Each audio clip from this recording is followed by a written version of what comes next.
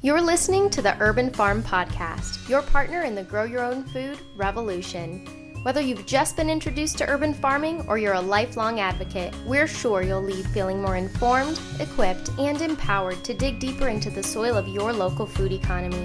With you every step of the way, here's your host, Greg Peterson. Today on the Urban Farm Podcast, we have Katharina Unger of Livin Farms to talk about her experience with insect farming. Katharina grew up raising chickens, cows, and horses on the border of Austria and Hungary. Noticing the dramatic state of our food system while living in Hong Kong, she is now determined to, quote, design nature for humans, unquote. Her first product that she is developing with her company Livin Farms is the world's first tabletop device for edible insects. Katharina is a Fulbright alum, congratulations, and an award-winning industrial designer. Welcome to the show today, Katharina. Thank you. I'm very happy to be here. Yay. You. Thanks for inviting me. And when I saw this, you had sent me an email earlier this month, and when I saw it, it's like, oh my gosh, we got to get her on the show because it's so. it is what you're up to is, dare I say, revolutionary. I'm excited about it. So that's great to hear. So I shared a bit about you. Can you fill in the blanks for us and share more about the path that you took to get where you're at now? Yeah, sure. Yeah, as you already mentioned before, I grew up in a very tiny place on the border between Austria and Hungary, and so food production and farming is something that is very close to me.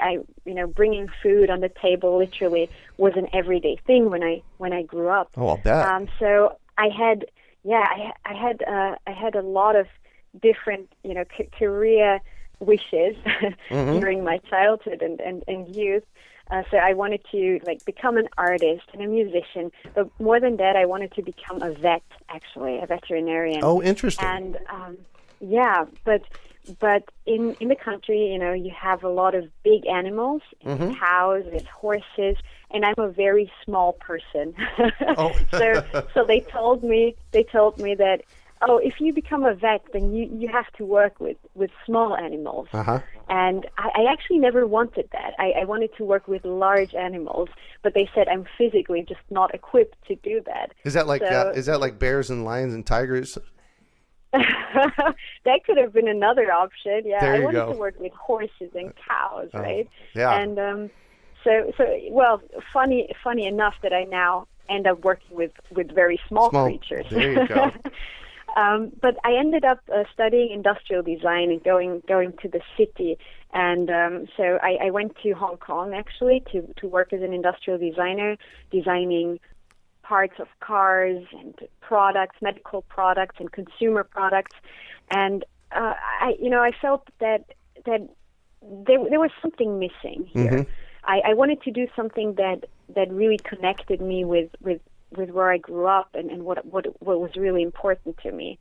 So I started to, in Hong Kong specifically, because there's such an abundance of food and almost no one, knows where it actually comes from. Right. And people sometimes don't even know, what the name of the food is.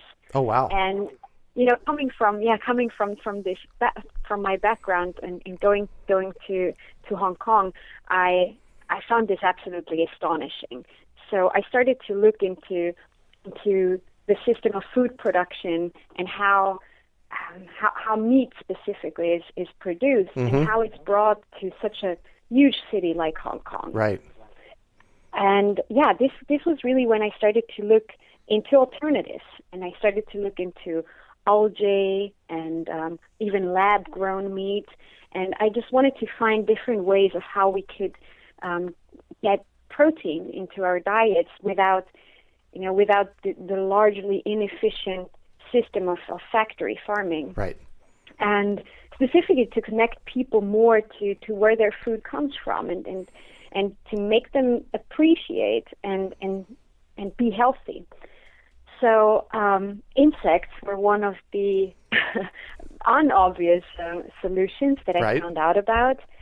And to be fully honest, I wasn't totally convinced from the very beginning. I was not an insect person to start with. But what I did was I I decided to just give it a try. So I went to the pet store. I got a few different kinds of insects, mealworms, locusts, crickets, right. so-called superworms, very large mealworms. Right. And I started to just process them at home and see what it feels like. And seriously, it took me, I never actually say that publicly, but it took me the whole day to make this first bite. Oh, I'm sure. So I'm sure. Yeah. So it wasn't easy for me in the beginning either. But then I found it so intriguing, insects as a food source, that I started to grow them, and I started to design habitats for them, so that with the vision of that people could grow their own protein in their homes. So that really fascinated me. Wow. So that's how my journey with insects really started. Wow. And the significant thing about insects is that there's a lot of protein in them, yes? Yeah, it depends on the species of insects, but the mealworms that I'm currently growing with my company, they have roughly the same amount of protein as beef, for example. Oh, wow. But then with a very beneficial amino acid profile, with a lot of vitamins, fibers, lots of things that a lot of other types of meat misses. So you're classifying bugs as a meat, yes? Yes, I would argue so. Yeah. Okay. Well, that's interesting. So so let's jump in here. You have a company. It's called Livin Farms, and you've created this product. Tell us about this. Okay. Well, yeah. Me and my company we're developing the world's first tabletop farm to grow your own edible insects in your home. The fascination and inspiration behind this was that, you can grow a lot of things in your home, like vegetables, and some people even grow mushrooms. So that's great, but very often you're limited in space and what you can get out of it. And there's not really a lot of solutions of growing proteins in your home. Right. So vegetables, have a lot of fiber and vitamins, but there's not a lot of things that could replace animal proteins that you could easily just grow in your home. Right. So insects have this great opportunity that they can be grown on small spaces. They require very little water. They can be grown on waste materials, things that we cannot use to eat anymore, and and their efficiency is actually quite high.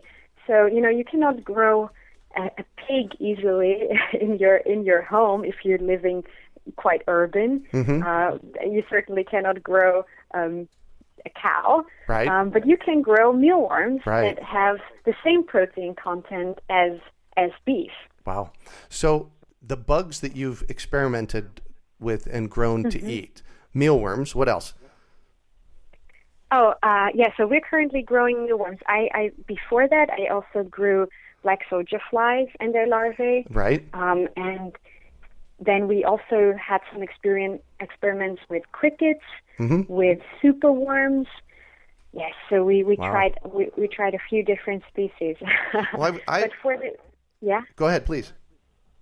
So we went for the mealworms for this first product. I actually had done some previous designs with black soldier fly. That was the initial species that I started out with. So I started to design a habitat for black soldier fly larvae. It was called Farm 432.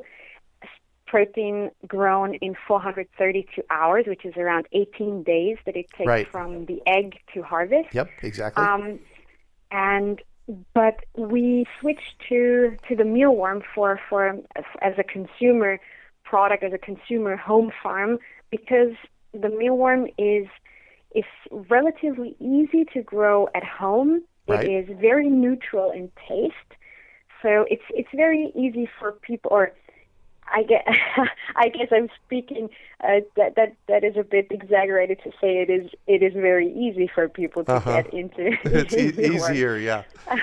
It's definitely a gateway insect.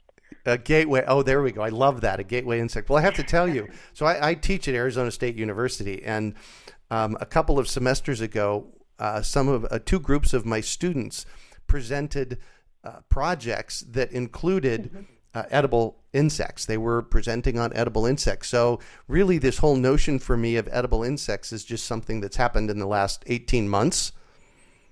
Absolutely, yeah. You're right. So when I started out, that was actually 2 years ago, a bit over 2 years ago. And back then, it was really a crazy idea. I published it on the web. It got covered all around the world. And it was really something that people had not heard about before, largely. But now, in the last 2 years, there's been so many things happening. The United Nations came out with a big report that they really recommend that people should eat more insects. And there's been a lot of research done on edible insects ever since, and a lot of different projects all around the world to push edible insects as a new source of food. So it's been really great timing actually that we now come out with our product, because I feel that now the time is much more. It's a much more mature moment of time to, I was going to say people are at least it's on their radar for some of us, and exactly. When I gave a presentation 2 years back, it was a very exotic topic, and almost no one had heard about it before. But now, a lot of people, usually almost everybody you meet, has heard about it before. And then very often, a few people in the audience have already tasted it somewhere. Interesting. So this is really curious for me, because we actually, here at the Urban Farm, we grow black soldier fly larvae. Oh, great. And it's for the chickens, and they just love them. The cool thing about black soldier fly larvae is when they're ready to go from stage 1 to stage 2, they climb up a ramp and into a bucket. Yeah. I think it's a super fascinating insect. Yeah. So you chose not to go that route because of their taste? Are they a little bit more potent bug to eat? Well, so yes, they are. Well, they can be quite neutral in taste, but they can definitely also be a bit more distinct. It depends when you harvest them and what they eat, when you cook them, and what they eat. Yeah. Yes. So black soldier fly larvae are definitely a culinary experience that is maybe not everybody's taste, or that is something for the for the person that has already experienced insects before. I think also just mentally, people have more of a hurdle to overcome when you talk about flies and their larvae than the mealworm. Yeah, exactly. Well, interestingly enough, my first experience ever with edible bugs was in 1991. Only because I was doing my first permaculture design course, and the person that was teaching my permaculture design course was a Vietnam vet, and he made a comment while we were in the course that when he was in Vietnam, one of the things they had to do was eat bugs, because there wasn't any other food around for them. And so, somebody in the classroom kind of chuckled and dared him. And so he actually went out and harvested some grasshoppers and brought them in and consumed them while we were in class in 1991. And he said, and the point here is that one of the things he said was, that one tasted like basil. So obviously that because it's eaten basil. Exactly. So I'm wondering, I know with mealworms, they just grow up on like oats? Yeah, they really like oats. They like some grain, as a base feed, and then they also like carrots and apples. So you can actually, we've also did experiments on growing them on a non-grain based diet. Right, interesting. Because we specifically want to push the idea, that you do not have to buy any food for them. Oh, right. So that you can really use things that you have already available in your kitchen, and that might be grain in some ways, but we don't. Yeah, we really want to have this as sustainable as possible. Yeah, well, and that could be just scrap coming out of my kitchen, right? Yeah. So I cut off the end of carrots and celery, and it goes into the bug box for them to eat. Exactly. Yes. Wow. I mean, they are definitely not as they cannot eat as much of a variety as black soldier fly larvae. So we would not recommend to put any sludge in there, any soups. Too liquid substances can definitely be a problem. Yes. But other than that, yes, you can definitely feed most of your kitchen scraps. Oh, interesting, fascinating. So, what question am I not asking you? Because this is so new to me. I don't even know what to ask you. Tell me something fascinating about this. Well, I think mealworms are very fascinating. I got to know them better in the last months of our product development, and what we found out about them is that they're a real superfood. So we tend to talk about insects always, about the next protein source, and it's definitely inspiring to think of them as an animal protein substitute. But I think what is really remarkable about them is that they do have, a lot of vitamin B, B12, and B5. B5, which is very good for your skin. Yep. They also have a lot of potassium. Potassium is something that most Americans and Europeans actually lack, and the lack of it causes strokes. Oh, right. So that is very healthy. So in China, I actually spent the last couple of months in China, and there we visited mealworm farms. And what they do with mealworms is they extract the essential oils from it and make actually skin lotion out of it. Oh, wow. So it's really remarkable that in Asian, especially in Asian regions, I found out that insects are already valued not only for their nutritional values but also for medicinal purposes. Right. Then there's some cutting edge research actually that is very new that suggests, and I think it needs to be proven, but that is very interesting, that mealworms seem to have an enzyme that suppresses an enzyme in the human body that causes Alzheimer's disease. Oh, interesting. Yeah. Well, and of course, nature would put something like that in place. Yeah, right. We just need to find it and utilize it. Exactly. So, what do you do with the ooh factor with all of this? Because when it first, to be honest with you, when it first came across my desk, for me it was a little bit of an ooh. Because, it's like eating bugs. What do you do with that as you're marketing this awesome project? Yeah, I think that's such an important piece of the puzzle. You're right. That's one of the biggest hurdles. Definitely. So what we experienced was that once people understand our desktop hive, once they see how it's grown, that it's hygienic, that it's clean, that it's healthy and sustainable, they really easily actually get excited about it. And then the point of where they try it, that becomes much easier to get to.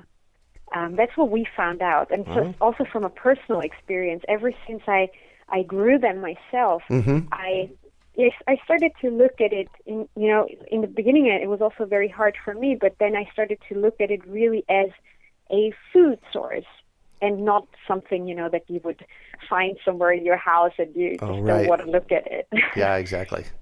And I think design really plays a key role in there. So we're trying to, everything that when we talk about edible insects, when we publish something, you will also see on our website that everything is designed, every step of the interaction that you have with this device where you grow your own mealworms, all of this is designed so that you as a user have a pleasant experience doing this.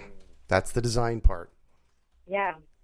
So in our intro, this is a quote from you. You said you design nature for humans, unquote. Can you say a little bit more about that? Yeah, so I really dedicated my work as a designer to doing projects about nature.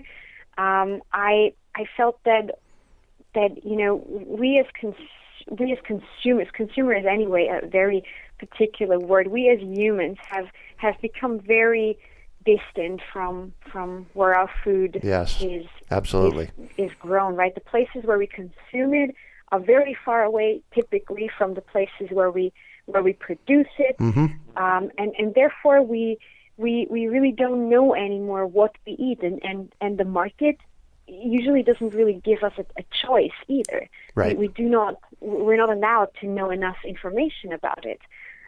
So I felt that design is a very strong tool in making people understand something and communicating important messages to people. Right. And that's why I started to design tools and objects that put nature in a place where humans have an easier time utilizing it in the right way and understanding it.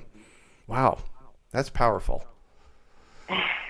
So I hope it works. So that the hive, our mealworm hive, is really, the first step in testing these assumptions and seeing whether we have a lot of people already who got it and who are really excited about it, and now it's going to be super exciting for us to see how they actually interact with it and what comes out of this. It's sort of a bit of an experiment. Yes, as well.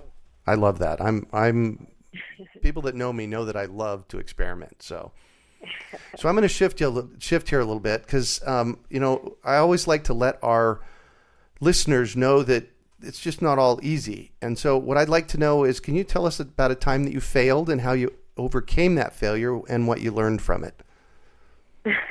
Yeah, oh my God. I mean, there's been so many times that I failed already within this project. I think that one of the very first experiences was that when I started to grow insects in my home, it did not only happen once, that they got out and that I suddenly saw some strange spots on my floor, or that my flatmates back then totally freaked out, or that some bug showed up somewhere. So those were times when I started to think, oh my God, will I ever succeed in making this to a product that a person can handle, that is not totally crazy about bugs, Right. So it was really a challenge to get it to a point of the design where we can really feel comfortable in shipping it to some person on the other end of the world, and expecting that this person can deal with it and can have the bugs all contained, keep it clean. So I think that was like a lot of times in the process, I was not sure if we're ever going to be able to succeed in it, to contain it, to make it nice. Right. And but I think we got it quite far now. And maybe another time there was a failure was when earlier this year, that was actually shortly before, there was a time where I felt that if this project maybe is going to die, because it was very hard to convince people that this could be a viable business, that people actually might want such a device. I pushed it further then, and I made some beta units for a research institute in Malaysia earlier this year. So it sounds to me like a lot of the overcoming has been the social overcoming of, will people actually buy into eating bugs? And then number two, getting out of your head enough to trust that it was going to work. Yeah, I guess you can say that. I guess you can sum it up like this. Yeah, very well put. I think that it was definitely the biggest challenge to make other people believe in this idea too, and make them believe beyond the point where they just say, it's interesting, but where they say, yes, I'm actually willing to try it. Oh, perfect. So what do you consider one of your biggest successes? Well, I think that I possibly cannot speak of this as a real success just yet, but I think that I'm actually, and me and the company, we're actually going to make it happen now, and just daring to try this and make it a reality. I think that is in some way a success on its own. I think that we really designed the product now to an extent where it's ready for manufacturing, where we can put it out there within a reasonable amount of time, and I think that there's been a lot of people along the way who really doubted that this could ever work. Right. And now we're running a Kickstarter campaign right now, and it's been 10 days in, I think now, and we've had almost 100 orders already. So seeing that the response is so positive, and that people are actually buying into this idea and want to be part of this new movement is great. That's really, I think a success. Perfect. So here's a deep question for you. What drives you? What's your big why? What drives me?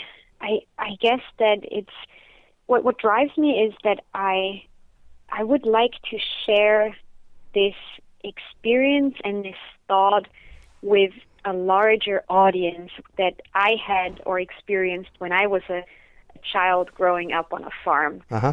To seeing how food is grown, to appreciating it, and to being part of the process of growing this food.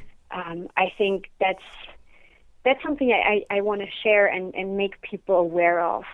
Wow. And I think that's really what drives me, and also just the as much as there is doubt about this as a new food, and there's risks associated with it for sure, it's still also the positive response from people that keeps coming in about it, the good feedback that also just keeps me going. Right. Perfect. Wow. Okay, cool. So I want to dive in real quickly. We got a few minutes left. I want to know about this project. So the project you're currently working on is a tabletop bug hotel. Should we call it that? Yeah, you can. We call it a hive. A hive, right? Oh, that makes perfect sense. Yeah, so it's a tabletop farm that you can use in your home to grow these edible insects. And if I was looking at one sitting on the counter, what would it look like? All right. Well, it looks like a small kind of a cupboard with a couple of drawers, and in each drawer there is one life stage of the mealworm contained. So it starts in the top with the beetles, or with the pupae, actually. Out of these pupae, the beetles hatch. The beetles, have fun. We call it the beetle love shack. Oh, perfect. They lay their eggs into on a mesh, so they fall through into an egg drawer where the eggs are lying, and then out of those eggs, the little baby mealworm larvae hatch, and they also fall through a tiny, very fine mesh, and they fall into the first drawer, and then then there's 6 drawers for each week of mealworm development. And once a week, you switch a handle, so it contains louver bottoms. So the bottoms of these drawers can be opened in order to move one week of development into the next lower drawer, so that by the time they reach the last drawer, they have the right harvest size. Wow! And this is the actual innovation behind it. They then fall into a harvest area where there's very mildly vibrating sieves, where they are separated from the different life stages. So they will contain pupae already, and then there will be some frass, and so that the ones that you harvest that land in the harvest tray, in the harvest drawer in the bottom, those are really clean and healthy, active mealworms. So you are a designer, aren't you? Yes. That's fascinating. I can't wait to see one in action. Yeah. So, and I have to say at this point, I don't know that I could get to a place of actually eating one. However, maybe another market for you, because I would buy one of these hives from you to grow them for my chickens. Oh. So, we have had some requests from people who grow chickens. Yeah, because we have 20 hens here at the Urban Farm, and I'm always looking for a better way to feed them here on site. And if I can raise food here on site, then it cuts down my feed bill. So that's just a thought. Yeah, I mean, you're absolutely welcome to use them for other purposes too. Perfect. So the Kickstarter. So let's talk about the Kickstarter, and where do we find out about that? We're going to list it on the. Peyton's got it on our on the show notes page. But tell us about the Kickstarter and the different levels of the Kickstarter, and so on, please. All right. Yes. So for anyone who's not, I think in the U.S. a lot of people are familiar with crowdfunding, but for those who are not, Kickstarter is a crowdfunding platform, which means that it allows us to have a system in place where we can collect pre-orders from people. So people who see our project and who are excited about it and who want to get the product, they can set a pre-order there and pay with their credit card.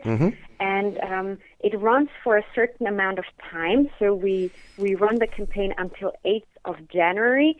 And until this moment of time, we have to reach a certain funding amount in order for the for the campaign to be successful. So until then, we're collecting pre-orders. Perfect. And they have a discounted price if you order it early. And then we're going to deliver and ship the product in 2016. So there's different levels of pledges that you can make on this Kickstarter campaign. You can, for example, say, all right, this is a very interesting project and I'd like to support these people, but I don't really want any sort of product, and you can only pledge $1 or $10. Or you can pledge a bit more and receive a food sample. So basically, this is for people who say they want to try it, but they're not quite ready yet to grow their own. So those people can pledge something and receive a pack of sample toasted mealworms from us. And then obviously there's the key pledge is to get a mealworm farm, get a hive for your home. Perfect. And so what's your website? Okay, our website is www.livinfarms.com, so LIVIN farms.com, and there you can also find the Kickstarter link. Perfect. So I'm all about education, and I have to know, has there been one or two books that have been most influential for you in your life? Yeah, I mean, there's been a lot of different books that influenced me in my work and in my life, but I think that it's hard to pinpoint really one, but I think Michael Pollan's work obviously is a very temporary influence, and then Eating Animals from Jonathan Safran Foer was very influential in the development of this project too, because it it looks at factory farming, but not from an activist standpoint, but really from a relatively neutral standpoint with a lot of data. Right. And then one that it really also framed sort of a more inspirational way of how I'm thinking in my work was Christopher Columbus. So he had to report back to Europe with letters in Latin about his travels and about what he discovered in the new land. Right. And when I was in high school, I had to translate these letters in Latin.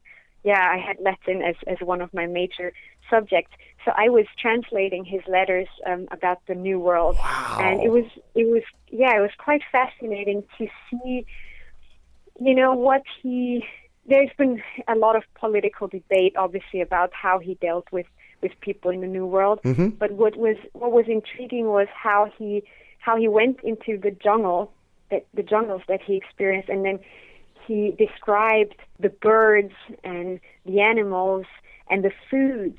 Most of the food was brought by him or his or people after him who then distributed all these crops around the world that we eat now. Right. And it's interesting how he describes a lot of the foods and how he compares them to things that he knows from back home. Right. I think it's a very interesting cultural perspective that you can read out of those lines and letters.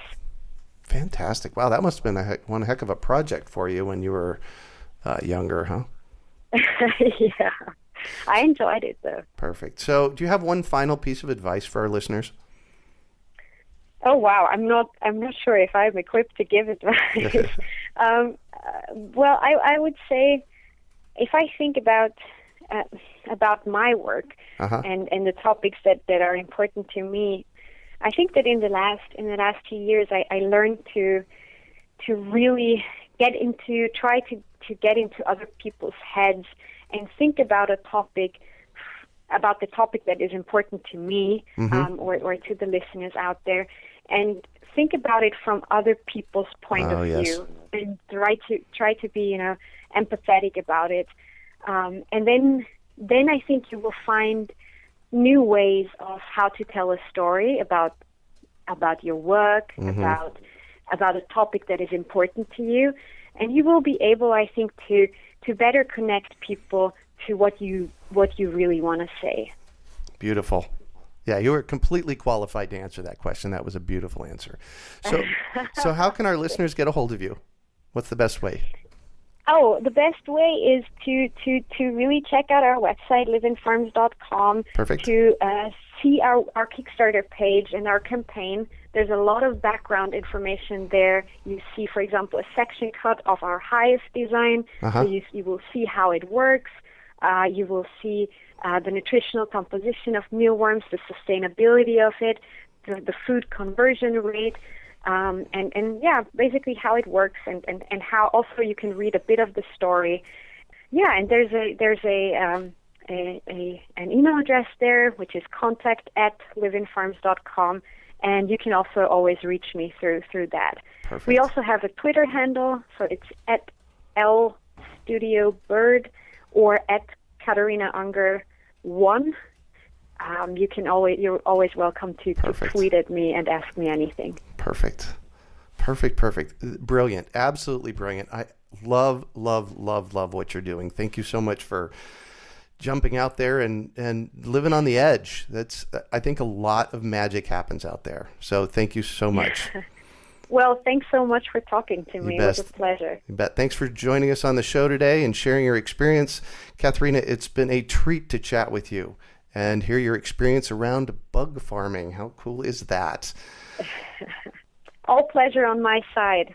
Thank you. Very good. That's it for today. Thanks for joining us on the Urban Farm Podcast. Have a good day. Interested in learning more and taking control of your food future? Text Urban Farm to 33444 to sign up for our weekly urban farming newsletter. Jam-packed with urban farming tips, stories from people just like you learning to urban farm, and free classes The Urban Farm Lifestyle Newsletter will equip you to join the urban farming revolution. Text Urban Farm to 33444.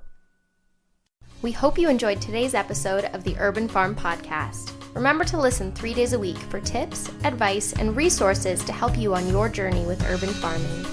You can find us on the web at urbanfarm.org or send us an email to podcast@urbanfarm.org. In the words of Vincent van Gogh, great things are done by a series of small things brought together. Be encouraged that with each lesson learned and skill developed, you are one step closer in the direction of your dreams.